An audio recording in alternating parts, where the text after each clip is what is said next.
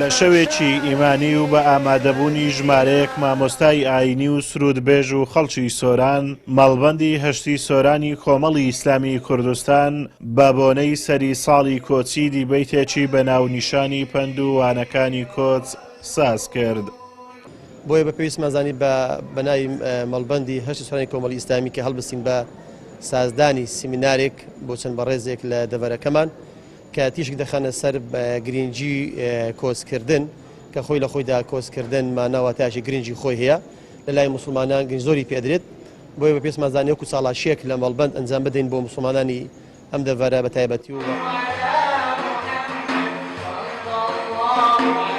کۆچی پێغەمبەر صلی الله علیه وسلم و هاوڵانی بۆ شاری مەدینە لە پێنا و ڕزگاری و گەڕانەوەی شکۆ بوو بۆ مرۆڤەکان و ڕەتکردنەوەی بتپەرستی و زوڵم و نادادی بوو، بانگەشەکردن بوو بۆ پەرستنی خوای تاک و تەنها و دامەزراندنی دەوڵەتێکی ئیسلامی کە لەژێر سایەی هەموو ئاین و نەتەوەکان بحەسێنەوە و شکۆ بۆ مرۆڤەکان بگەڕێتەوە. کۆچی پێغەمبەری خوا عەلەیهی سەڵات وسەلام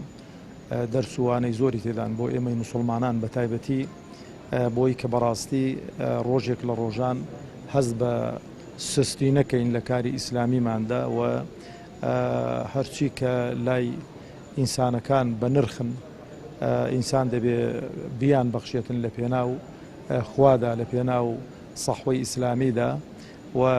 لە کۆچەوە ئینسان فێری تەخطیت و بەرنامە ڕێژی دەبێتن کە کاری ئیسلامی بەبێ بەرنامە ڕێژ و بەبێ تەخطیت ناکرێتن. ئەو دەرسوانانی کە بۆ گەنجانی تێدا هەیە ئەوەی کەوا بۆ پیاوان و ئافرەتان و سیاسەتمەداران و دەوڵەتمەداران و تێکڕای شەرائحی موجتەمع هەموو تیر و توێژەکانی کۆمەڵ دەتوانن بە قەدرە خۆیان دەرس و حکمت هەڵبێنجن لە وانە و پەندە پیرۆزەکانی هجرەتی پێغەمبەری صلی الله علیه وسلم کە وەرچاخەکی نوێ و گۆڕانکاریەکی نوێ و ئینقلابێکی نوێ بوو لە ژیانی بەشەریەت بە تێکڕا و جیاوازکردنەوەی حەق و باتیل بوو. گرنگی بایەخدان بە بۆنە ئیسلامیەکان و بۆنە ئاینیەکان بەڕاستی ئەرکێکی گەورەیە، ئەرکێکی هەموو لایەکمانە چێ وەک تاک چ وەک جەمع، چونکە بەڕاستی ئەمڕۆ ئێمە لە قۆناغێک داین و لە مەرحەلەیەک داین بەداخەوە و زۆرش بەداخەوە کە بایەخدان بە بۆنە ئاینیەکان و بۆنە ئیسلامیەکان زۆر کەم بایەخی پێ ئەدرێ،